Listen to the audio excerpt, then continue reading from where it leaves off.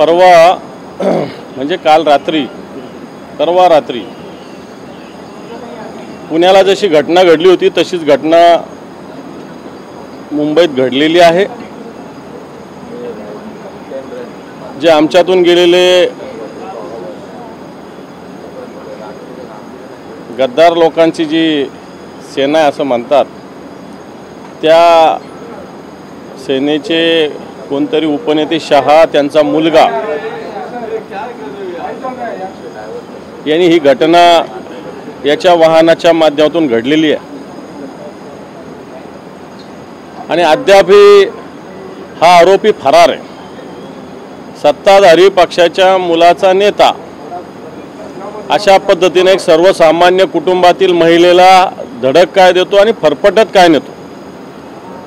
कारण जी सगळे प्रत्यक्षदर्शी याच्यावरून असं कळतं की धडक लागली, या धडक लागल्यानंतरही एखाद्या वेळेस ती भगिनी वाचली असती, जीव वाचला असता, पण तो धडक लागल्यावर थांबण्याच्या ऐवजी तिला फरफटत नेलं गेलं आणि त्याच्यात तिचा जीव गेलेला आहे।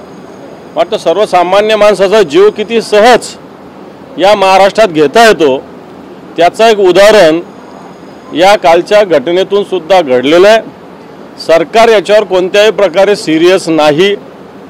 वक्तव्य प्रसिद्ध केलं मुख्यमंत्र्यांनी, परंतु तुमच्या हातात एवढी मोठी यंत्रणा आहे, तुम्ही भल्या भल्या विकेट घेता असं म्हणता, तर मला असं वाटतं अशा पद्धतीनं आपल्या नेत्याच्या मुलाला किंवा आपल्या नेत्याला वाचवत असाल तर तो मला असं वाटतं कायद्याशी अपराध होईल आणि त्याच्यावर लवकरात लवकर कारवाई झाली पाहिजे।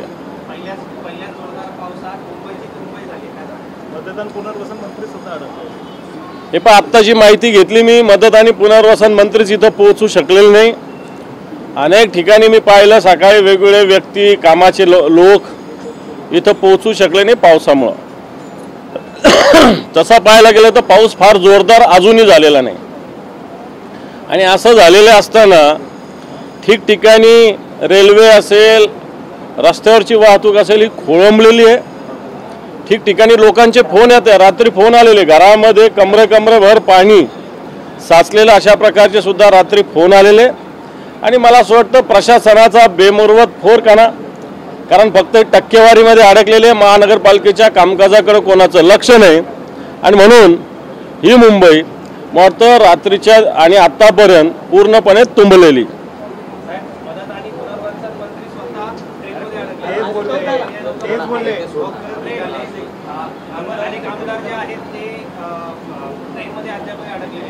नाही बरोबर आहे ना, मी तेच सांगितलं की मुंबईत पाऊस येणं हे काय अचानक झालेलं नाही आहे।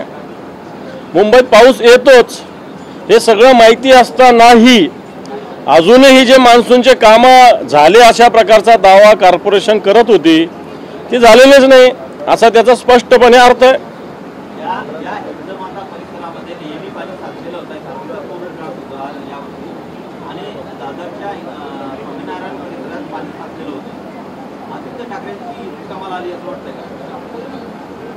हे पण आदित्य साहेबांनी तर त्याच वेळेस अतिशय चांगल्या पद्धतीनं याच्यावर नियोजन केलेलं होतं। यस, आदित्य साहेब या सगळ्या गोष्टीकडे लक्ष देत होते मुंबईचे पालकमंत्री असताना, परंतु आता मुंबईचं पालकत्व कोणाकडे नाही, नुसतं मुंबई ओरबडण्याचं काम सत्ताधारी लोक करतात। ठीक है, थैंक यू।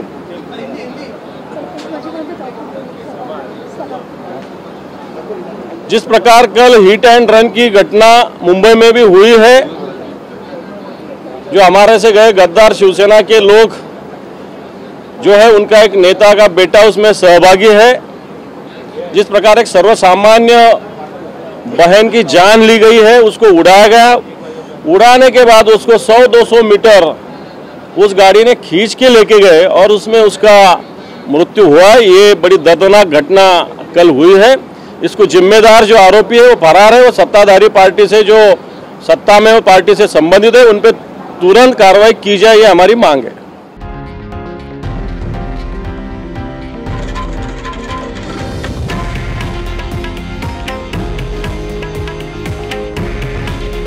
हे आहे देशातील नंबर 1 न्यूज नेटवर्क आणि आपण पाहत आहात TV9 मराठी।